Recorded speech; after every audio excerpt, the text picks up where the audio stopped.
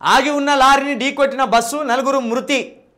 పెళ్లి విందుకు వెళ్ళొస్తుండగా అర్ధరాత్రి ఘోర ప్రమాదం, 32 మందికి గాయాలు, 10 మందికి సీరియస్. నూతన వధువరులకు స్వల్ప గాయాలు. మృతుల్లో పెళ్లి కొడుకు, అమ్మమ్మ, బావ, మేనబావ, చిన్నమ్మ. చీకట్లో లారీ కనిపించకపోవడం, ఓవర్ స్పీడ్ వల్ల యాక్సిడెంట్. వికారాబాద్లోని రంగాపూర్ గేట్ సమీపంలో ఘటన. బాబా 32 మందికి గాయాలు, 10 మందికి సీరియస్, నలుగురు మృతి.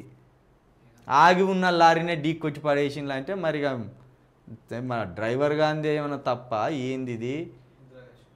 నూతన వధువరులకు కూడా స్వల్ప గాయాలట, నయం ఇంకా బతికి బయటపడ్డారు. పెళ్ళి చేసుకుని ఇట్లా పెయిన్లో లేదో ఇక ఇప్పుడు అయ్యగారి దగ్గరికి ఉరుకుతారు.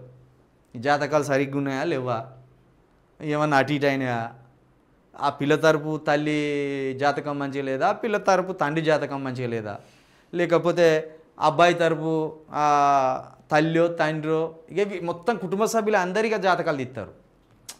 ఇది ఇట్లా జరగపోగానే పిల్ల తల్లికి ఏదో ఉన్నదట అరిష్టం, ఆ అరిష్టం పెళ్లి రోజు జరిగిందట, ఇట్లా ముచ్చట్లు పెడతారు. తాగొచ్చో తడపచ్చో నడిపినది పట్టరు తప్ప, బట్ డ్రైవర్ గారు కొంచెం మత్తులు ఉన్నారా, లేకపోతే వానికి నిద్ర లేదురా, ఇది కాదు. అయ్యగారి దగ్గరికి పోతారు ఇక జాతకాలు అందుకొని. ఇంకా జోకిందంటే పెళ్ళికి ముందే జాతకాలు చూసుకుంటారు. సూపర్ ముహూర్తం ఇది, ఎంత చక్కని ముహూర్తమే, బ్రహ్మముహూర్తం ఇది. ఈ ముహూర్తంలో పెళ్ళి చేస్తే ఖాతమేగా, ఇక ఒక అంబేద్కర్ పుడతాడు, ఒక గాంధీ తాత పుడతాడు అంటాడు. సమంతకు నాగచైతన్యకు పెళ్లి చేసేటప్పుడు ఏమన్నారు, ఇటువంటి ముహూర్తం ఇక ఎక్కర్లేదన్నారు. దెబ్బకి ఇద్దరు పెటాకులు అయిపోయినాయి. ఆ పిల్ల ఒకరితో తిరుగుతుంది, ఈయన ఒకరిని చేసుకొని ఈయన తిరుగుతాను. ముహూర్తాలు అనేటివి నమ్మకండి దయచేసి. ముహూర్తం అంటూ ఏమీ ఉండదు, తిరుగుతూనే ఉంటుంది భూమి, దాని కక్షలో తిరుగుతూనే ఉంటుంది. భూమి తన చుట్టూ తాను తిరుగుతూ సూర్యుని చుట్టూ తిరుగుతుంది. సూర్యుని చుట్టూ తిరుగుతూనే చీకటి పగల రాత్రి అవుతుంది.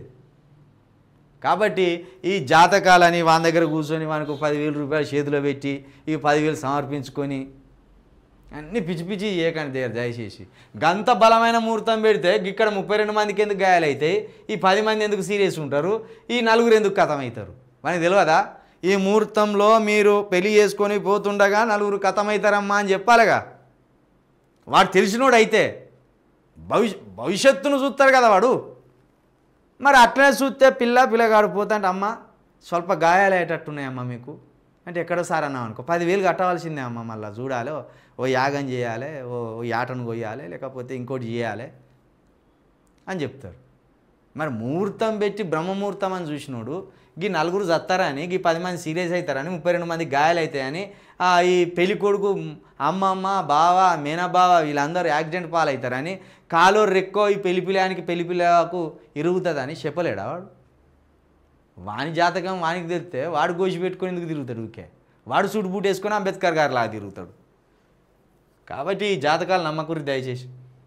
జాతకాలు అంటే ఏముండవు, అంతా మన బుర్రలో ఉంటుంది.